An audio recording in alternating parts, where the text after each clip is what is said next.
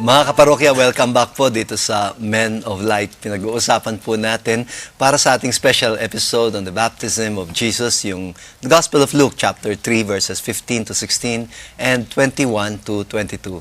Ang pamagat po ng episode na ito ay ang Ilog. Of course, we are referring to the significance of the River Jordan.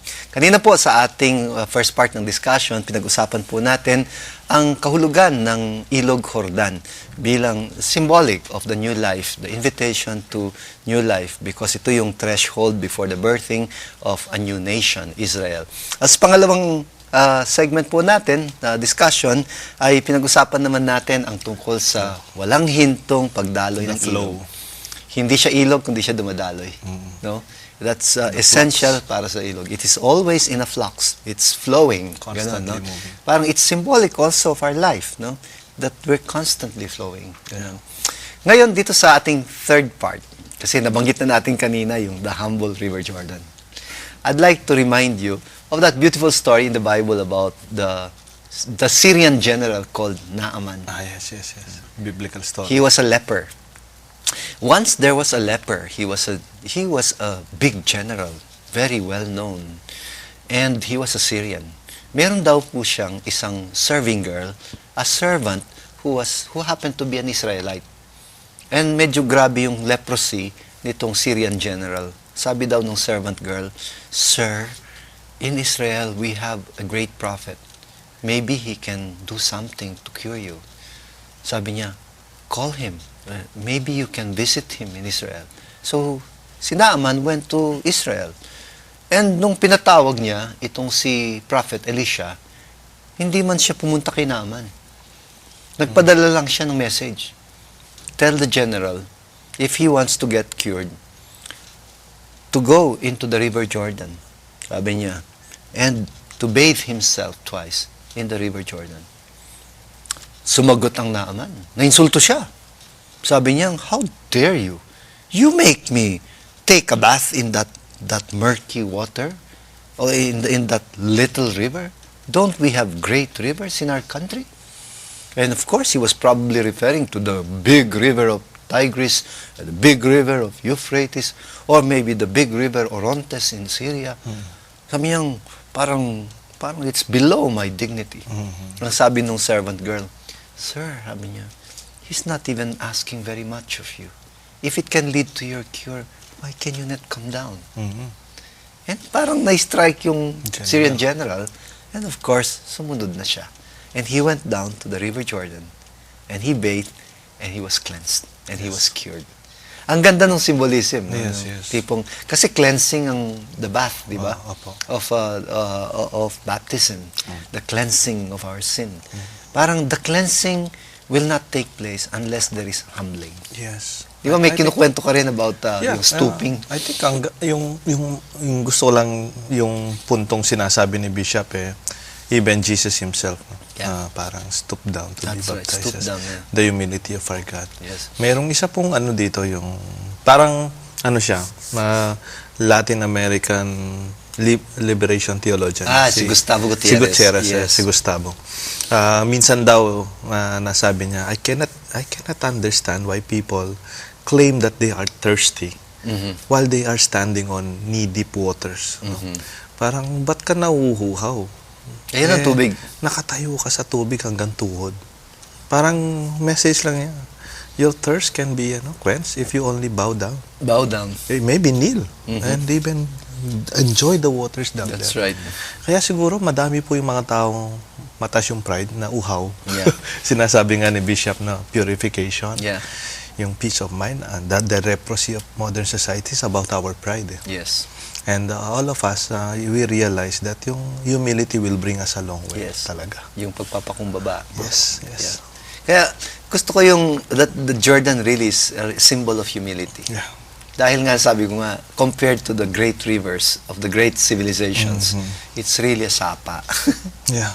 And sometimes nga, the water is even murky in the River Jordan. Can you imagine a murky water leading to your cleansing? Yes. Parang, it's so seemingly contradictory, di ba? Yes. Parang pa siya yung paradoxical, di ba? But you know, I don't know, Kenneth, if you're familiar with the parable in Buddhism of the lotus. Yeah, the most sacred Yes. and Oo. revered. Di ba? Tumutubo lang sa ano. Yeah. Yes. Tumutubo sa maduming Maruming. tubig. Yeah. Parang sa pagka-dumi-duming tubig, in the most stagnant waters, something beautiful Yeah. can come out, can emerge. And that's the lotus. White. Tapos Revered. yung dengue, nabubuhay lang sa malinis na tubig. Sa malinis na tubig. Talaga? Ano? Yun din. Okay yun. Gusto ko yun. Sa malinis na tubig may dengue. Sa maduming tubig may lumalabas na lotus. Yung maybe the reality of our human situation. Yeah. Kung minsan kasi, mayroong mga holier than thou righteous na tao. That's right. Ayaw nilang mag-immerse sa mga tao. Ayaw nilang makasama sa simbahan na marami daw imperfect na tao dyan. But that is Yeah. yung River Jordan, that's the context of Yes. where our actual cleansing happens. Hindi ba kahit nga si John the Baptist, he was refusing sana to baptize Jesus. Yeah. Parang ikaw, why you? Ako nga dapat ang mabinyagan kasi makasalanan ako. Apo. Parang ganun. Parang Jesus immersing himself in our humanity. Ito yung incarnation, hindi ba? Ang Diyos na hindi lang siya sumausaw, hindi lang siya bumabad, lumubog.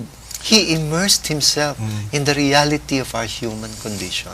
Di ba? Ang nagiging It's beautiful. reflection ko, Bishop, sa mismong reflection natin, naalala ko lang, di ba po yung baptism is always referred to the child baptism ng Catholic faith na tradition natin. And I realized, I hope baptism would not only happen once in our life or twice sa ating baptism sa ating CLSS, sa charismatic. May it continue to challenge us a baptism experience every day. Yeah.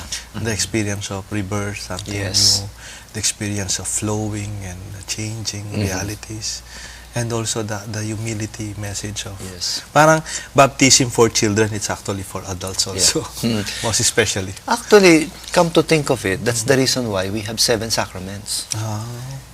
Minsan may nabasa ako, very good sacramental theologian, nang if you summarize all 7 sacraments, they're all about baptism. Because baptism is the most fundamental. Yeah. Parang sabi niya, the nice thing, the beautiful thing about Catholic Christian tradition is baptism doesn't just happen once. It happens 7 times, ang sabi niya, in the sacraments, in many new forms. Confirmation. It's like, in marriage, you're being baptized in a new context. Ordination. Meaning, your relationship to your wife as a married person is now the best expression of your baptism. Yeah. Your ministry in ordination is going to be the best expression Eucharist. of your baptism. Your communion with Christ is your best expression of your baptism. Into the community. Yeah. Yes. Our own The reconciliation. sacrament of It's reconciliation. a washing away of our sins Yes. as adults, not Yes. only as child in our original sin. Yeah. Ang ganda, no? Yeah. It's, all the 7 sacraments are It's very well parang, appreciated. baptism in different circumstances of life. Parang ganun. It's nice, no? Well, Jesus was himself, no? The Messiah came and immersed himself in the murky waters of ancient Israel. Yung Israel nung panahon ni Jesus ay punong-puno din ng corruption, di ba? Punong-puno din ng violence, punong-puno din ng katusuhan, lahat ng mga kabuktutan, ganun. God did not avoid that. Yeah. Di ba? But he went right into it. Ganon. Parang he became one like us in all things Except but sin. sin. Parang he elevated our humanity. Mula sa dumi ay umusbong ang bulaklak. Parang ganyan, no? Paganisa, no? The beautiful lotus. Yeah. Yung lotus talagang symbolic ng Buddhism yan, eh, di ba? Opo. Kaya parang the purity of it. Yeah. Ganun. Tapos when you concentrate on it, di ba yung kanilang meditation in Zen tradition, talagang the lotus. Di ba? Usually, Bishop, di ba, we renew our baptismal vows doon sa Easter Vigil. Yeah, Easter yeah. Easter Vigil. Pero this must be a nice time also to do that experience of renewing our own baptism. And that experience of rebirth, every day is an opportunity to be reborn Yeah. in spirit, also an opportunity to realize that it's never the same, it's flowing. Yeah. To open our hearts and minds to the realities of changes. Yes. Huwag tayo pong mag-hook up doon sa glorious past o mabuti pa noon, no? Or yung pains of the past also, Yeah. yung galit ng nakalipas o kasalanan ng iba sa nakalipas. We never grow beyond it. You know? And then, this last message of Bishop in our discussion doon sa parang ultimately it's about the message of a humble God. Yeah. And the Son of God bowing before John, bowing in that murky water. It's an image. If God can bow down, no? Yeah. Can be human also, parang context ng incarnation. Why can't we? Parang ganun. If we have a humble God, maybe we cannot claim that we can be all powerful like Yeah. Him or all knowing like Him. But we can try to be Yes. humble like Kaya our God. nga siguro yung the requirement of John the Baptist before he baptized people was to repent of their sins. Yes, it's humility To also. humble themselves. Ganun. That they need God. Kasi ang di ba yung root the most basic description of sin is when you say I don't need God. Yes. I am God. Di ba yung temptation ng devil, you will be like God. Kaya po siguro, Bishop, di ba kinakwento niyo po kanina, kung ano yung, what is particular with this gospel. Yung, sabi, yung, the Holy Spirit went down Yeah. during the time when Jesus was praying. Was praying, yeah, that's And right. Jesus praying is the very image of a humble Yeah. God. Yes. Na, Obedient son. Oo. Alam niyo ho, itong sinabi ni Brother Kenneth, that's very, very peculiar in the Gospel of Luke. Wala yan sa Gospel of Mark. Wala yan sa Gospel of Matthew. Try reading and comparing yung the baptism story in those three Gospels. You'll be very surprised. The praying Jesus always occurs in the Gospel of Luke. So, wag ko kayong aalis mga kaparokya at ito po ang just a quick summary, no? Doon sa una, nakita natin ang kahulugan ng ilog bilang bagong pagsilang. No? At ang pangalawa ay ang ilog bilang walang hintong pagbabago. Yan. Kung tayo ay mga binyagan, that means bukas tayo sa Embrace. tawag ng Espiritu Santo sa walang hintong pagbabago. Yan. It's a change, growth, it's just the evidence of life. Should not be afraid of Yeah. change. And the third important symbolism of baptism is the humbling. Yes. Amen. Ang pagyuko sa kalooban ng Diyos. Pabalik pa po ang Men of Light para sa inyong text messages.